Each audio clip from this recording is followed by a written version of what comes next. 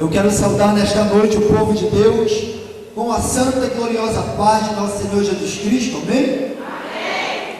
Amados, nesta noite eu tenho uma palavra para dividir com a igreja. Se você estiver sentado, por gentileza, se põe em pé em reverência à palavra do Senhor.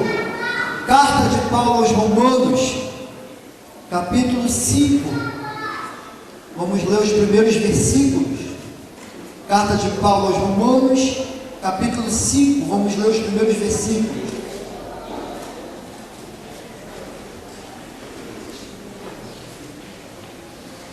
Enquanto você abre sua Bíblia, você aproveita para abrir bem o seu coração, para ouvir o que Deus tem para falar conosco esta noite. Eu quero agradecer primeiramente a Deus, depois ao pastor Elson, juntamente com o pastor, que é o pastor daqui do templo, que é o anjo dessa congregação, pelo convite que foi nos feito. Quero agradecer pela oportunidade de estar aqui junto com os meus amados irmãos cantores, pregadores, pastor Salatiel, o pastor que é pai do pastor Salatiel. Eu tive a honra de vir com eles ali do Rio de Janeiro para cá, para Valença, e todos os meus amados irmãos aqui nessa noite, cantores, pregadores, que eu não conheço por nome, mas o Deus a qual nós adoramos conhece todos vocês e tem o nome de todos escrito no livro da vida. Fica as minhas congratulações, amém? Todos já acharam, amados? Quantos já acharam? Diga assim, glória a Deus. Glória a Deus. Quantos ainda não acharam? Diga assim, mesmo assim eu vou morar no céu. Bem, o povo aqui é bom de Bíblia, pastor.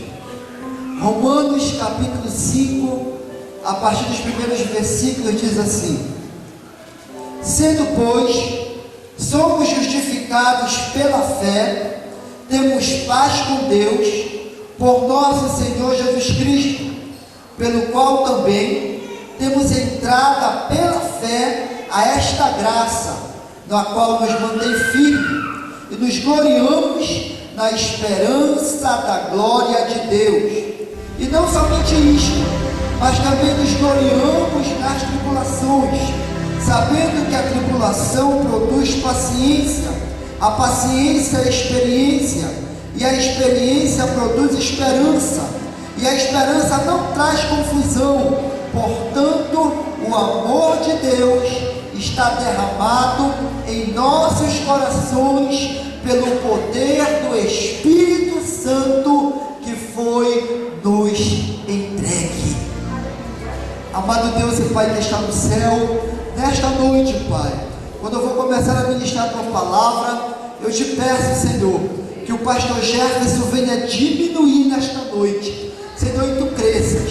Continua falando, Senhor, conosco, com a Tua igreja, com a Tua eleita, Senhor Jesus, que eu não conheço, mas este público que está aqui, Tu compraste, Senhor, com precioso sangue vertido na cruz do Calvário. Por isso eu te peço, Senhor, fala conosco, que nós possamos sair daqui impactados pelo poder da Tua palavra, em nome de Jesus, amém? Podeis assentar, meus amados.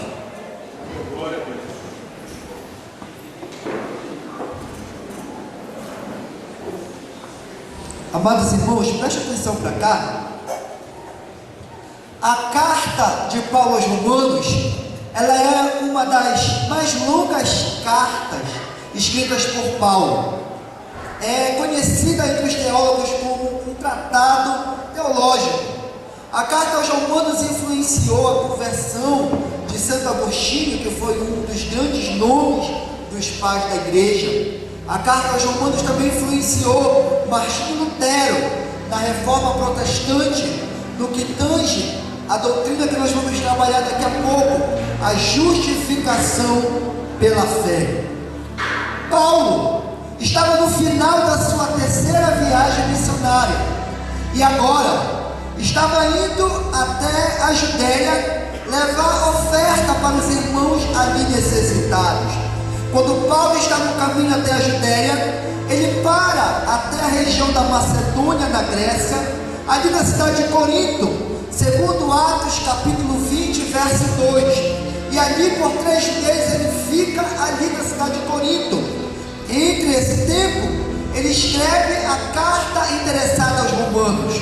Paulo não foi o fundador da igreja aos romanos, mas a Bíblia nos diz, e no início da carta, Paulo começa elogiando a fé que havia na igreja em Roma.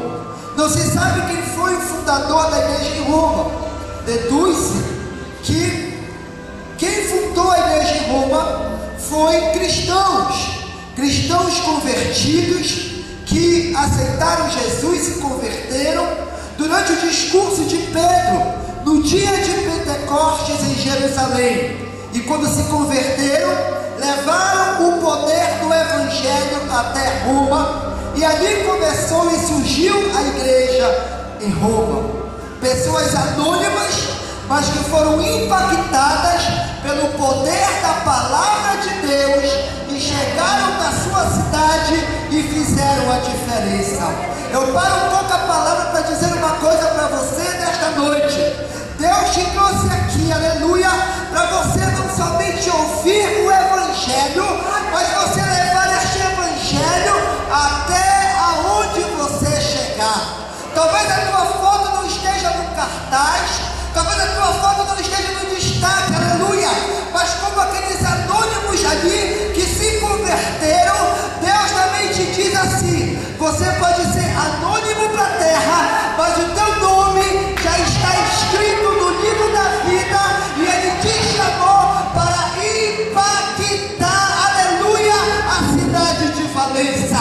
Se você crê, levanta a tua mão e dê um brado de glória ao nome do Senhor. Paulo começa elogiando a fé dos romanos, e ele diz que o Evangelho é poder de Deus para aqueles que creem, tanto dos judeus como os gentios.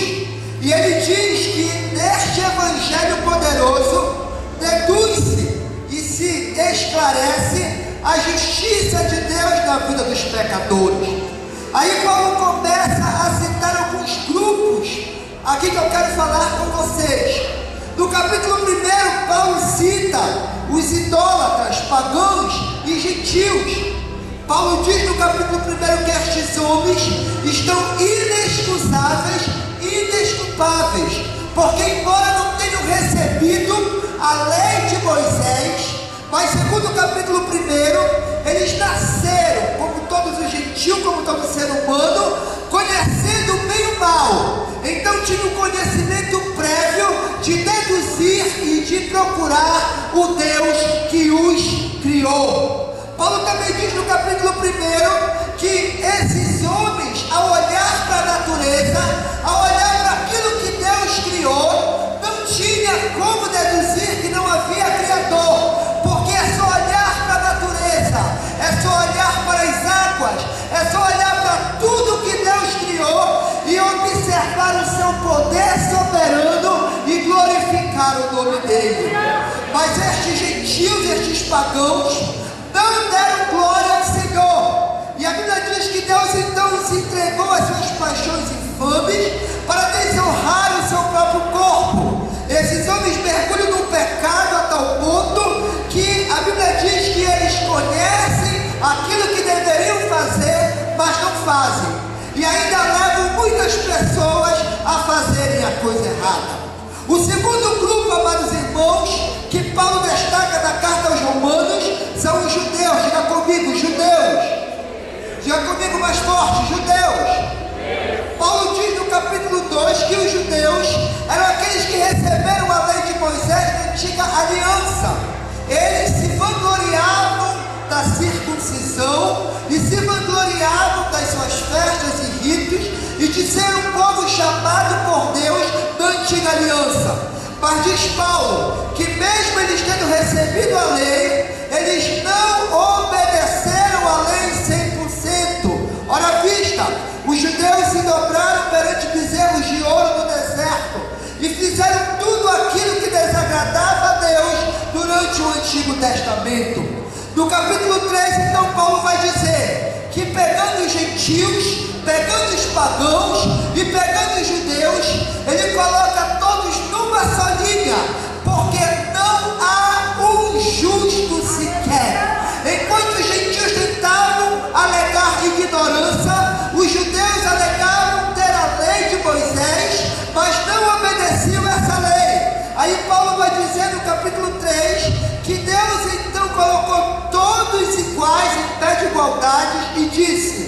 todo o homem pecou, não há um justo sequer, não há ninguém que se entenda, todos carecem da glória de Deus.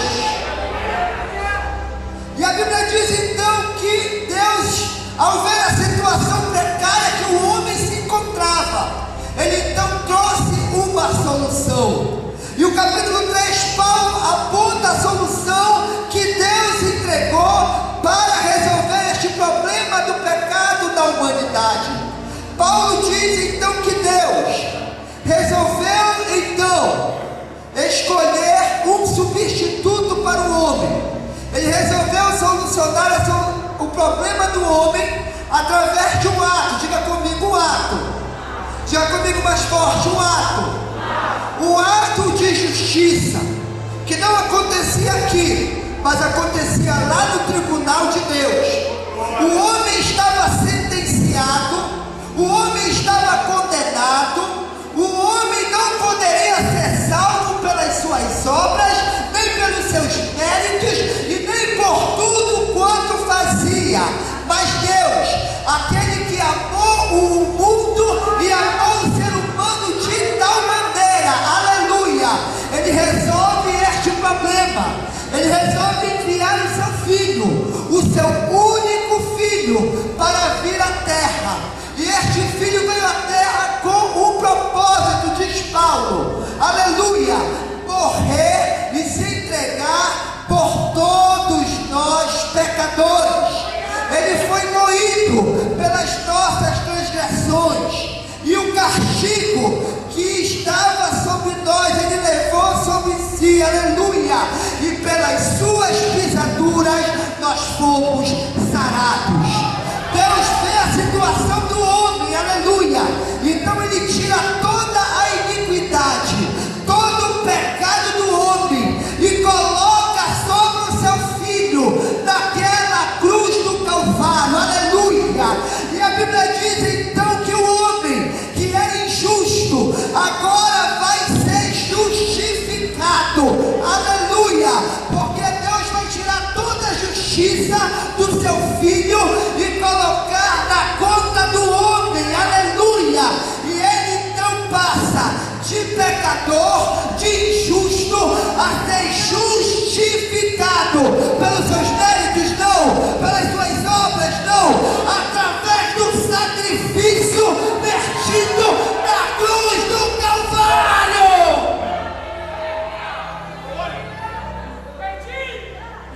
A base dessa justificativa é a remissão do sangue de Jesus.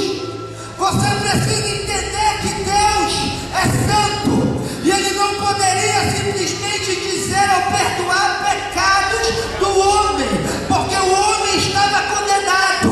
Ele então vai fazer algo melhor, vai pegar o pecado da humanidade e colocar sobre o seu filho, aleluia, aquela dívida que era nossa.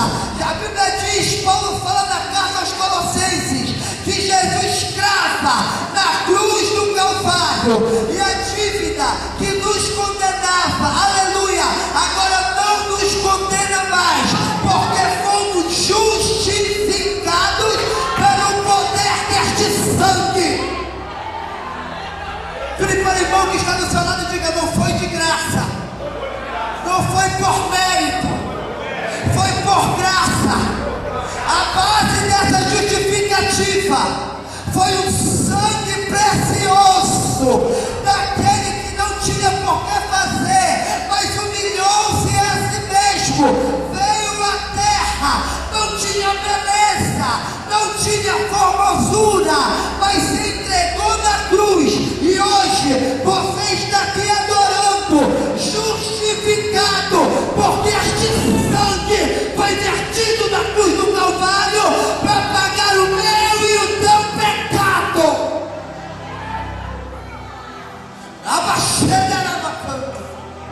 Essa é a base da justificativa. E agora no capítulo 5, que nós lemos aqui, eu quero citar alguns frutos, algumas consequências que vêm desta justificativa. Como é que o ser humano foi justificado? A base foi o sangue e o sacrifício de Cristo. Mas nós, seres humanos, pecadores, injustos, passamos a ser justificados quando olhamos para o sacrifício de Cristo vertido na cruz do Calvário e nos apropriamos deste sacrifício. Aleluia, por obras não, por mérito não, porque não merecíamos, mas apropriamos através da fé. O ser humano creu no Filho de Deus, e quando creu, a partir daquele momento, passou a ser justificado. Aí Paulo vai dizer aqui, a consequência daqueles que foram santificados e justificados através da fé. Vire para o irmão que está do seu lado e diga: eu sou deles. Jesus pagou este preço, foi por mim, Ele morreu por mim. Se hoje, aleluia, a dívida do pecado está salva na minha vida, foi porque Ele se entregou naquela cruz, aleluia. E hoje esta dívida que era minha, não tem mais saldo devedor na minha conta. Paulo vai dizer: sendo pois justificados pela fé, temos paz com Deus. É o primeiro fruto que eu quero que você entenda, que faz parte da justificação pela fé. Quando você creu no Senhor Jesus, você foi justificado. O teu pecado foi levado na cruz, você não deve mais nada, a dívida foi paga, e agora aquele documento está dizendo assim de você e de mim: justificado.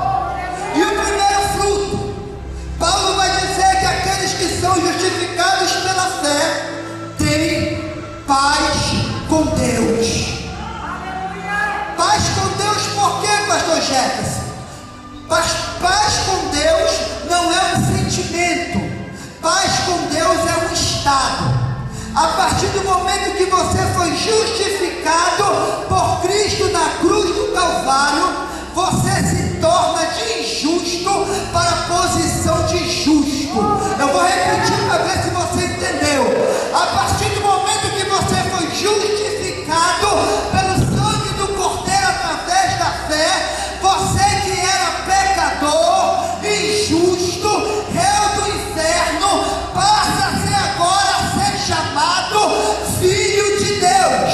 Aquela barreira de separação, aleluia, que separava você de Deus, foi quebrada. Eita, glória a Deus. Essa é a diferença da igreja para o ímpio, porque enquanto o ímpio prefere viver segundo seus pecados e suscitando a ira de Deus, levanta a tua mão. Você que faz parte da igreja foi justificado e agora tem paz com Deus. Não é mais uma pecadora consequente. Você agora é filho, você agora é filha, você faz parte agora, aleluia. Alma cheia canta. Deixa eu ver quantos nesta noite foram justificados. Você não é mais injusto, agora você é filho de Deus. É outro nível, pastor. O segundo fruto, diz Paulo, verso 2: pelo qual temos entrada pela fé através da graça. Paulo está dizendo que no dia que fomos justificados por Deus através da fé, que é a base instrumental, o nosso status mudou. Quem está comigo, diga glória. Você deixou de ser pecador, deixou de ser réu do inferno, deixou de ser injusto para ser filho de Deus. A barreira quebrou e agora, aleluia, vem o segundo fruto. Você tem livre acesso à graça de Deus. Esse livre acesso que Paulo está falando é como um súdito que precisa entrar até a presença da sua realeza, até a presença você que foi justificado por este sangue, você não é somente filho de Deus. Agora, a barreira de separação foi quebrada e você tem livre acesso à presença e ao trono de Deus. No Antigo Testamento, lembra? Só podia entrar na presença de Deus no santuário, aleluia, o sumo sacerdote, uma vez por ano. Quem é bom de Bíblia que sabe, uma vez por ano entrava no lugar santíssimo para oferecer sacrifício, primeiro por ele, depois pelos judeus, e ali ele oferecia o sangue daquele animal ali, uma vez por ano, para a remissão de pecado, e era somente ali que acontecia a entrada no Santo dos Santos. Mas levanta a tua mão, eu tenho uma palavra profética de Deus para você. Paulo está falando na carta aos Romanos: agora você foi justificado pela fé, a barreira de separação quebrou, o véu se rasgou, de alto a baixo. Ele não foi de baixo para cima, foi de cima para baixo. Era Deus dizendo: a partir de agora o véu está sendo quebrado, não vai ter mais dia, nem hora, nem lugar para entrar na minha presença, porque o sangue do meu filho dá garantia para a minha igreja entrar na minha presença a hora que quiser. Levanta a tua mão e começa a adorar isso. Vai adorando, vai adorando. Se você adorar agora, você pode entrar nessa presença. Se você estiver no teu carro dirigindo, você tem livre acesso à graça. Se você estiver no teu trabalho, você pode clamar e ele vai te ouvir. Não precisa mais intermediário, não precisa mais mediador. Você tem livre acesso à presença e o trono de Deus.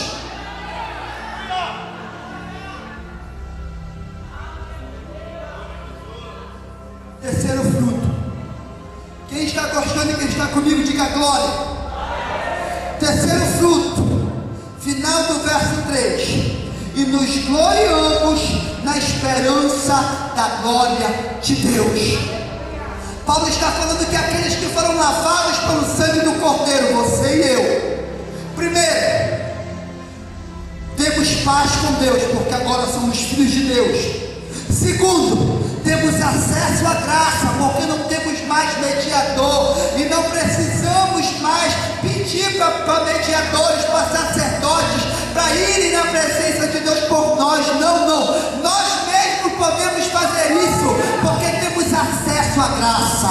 E o terceiro fruto, pastor Jefferson, Paulo está dizendo: você que foi comprado pelo sangue do Cordeiro, você tem razão de se gloriar na esperança da glória de Deus. O ímpio caminha hoje em dia por aí e ele tem medo de morrer. Você pode perguntar: muitas religiões propagadas por aí que não são de Jesus, aleluia, como o Espiritismo, que diz: você vem, morre, reencarna, morre, reencarna, morre, reencarna. Aonde há esperança de salvação nisso? Não há. O ateu fala o quê? Que a vida é somente matéria. Você morre aqui e se acabou aqui. Aonde há esperança nisso? Mas Paulo está falando aqui no verso 2 do capítulo 5, que aqueles que são justificados pelo sangue do Cordeiro têm esperança de salvação na glória de Deus. Porque sabe, aleluia, que essa vida é passageira e quando morrer, aleluia, vai iniciar uma vida melhor na presença do Pai. Porque viver, aleluia, para mim é Cristo e o morrer é lucro. Tem gente que tem medo de morrer, tem gente que tem pavor de morrer, mas você não precisa ter medo, porque você, aleluia, foi chamado por Deus, justificado, e você tem esperança e tem como se gloriar nessa presença gloriosa, aleluia, de saber que se você morrer aqui, fechar o olho aqui, você estará num bom lugar, aleluia, porque a morte para o crente, a morte para o cristão, é somente uma passagem para se chegar na presença de Deus. Pode ficar de pé, amados irmãos. Eu quero orar rapidinho por você. Você que está desanimado, você que quer aceitar esse Jesus, porque a palavra de Deus é clara, não basta dizer que conhece Jesus, você tem que crer, tem que aceitar esse Jesus como seu único e suficiente Salvador, para que esses frutos sejam produzidos na tua vida, aleluia. Você se torne filho de Deus, você tenha livre acesso à graça, e você tenha, aleluia, a certeza de se gloriar, que você, se morrer hoje, daqui a pouco, estará num bom lugar na presença de Deus. Amado Deus e Pai que está no céu, entramos na tua presença, te agradecemos, Pai. Meu tempo já se foi, mas a tua palavra foi pregada nesta noite, Senhor. Deus, que nós possamos, Senhor, tomar posse, porque tu já pagastes por nós um alto preço na cruz do Calvário, vertestes o teu sangue precioso, aleluia. E nesta noite, Pai, que a tua justificação, teu sangue, venha produzir em nós, aleluia, paciência, que nós possamos, Senhor, ter segurança, nos gloriarmos, Senhor Jesus, em Ti, e termos cada dia acesso à Tua presença.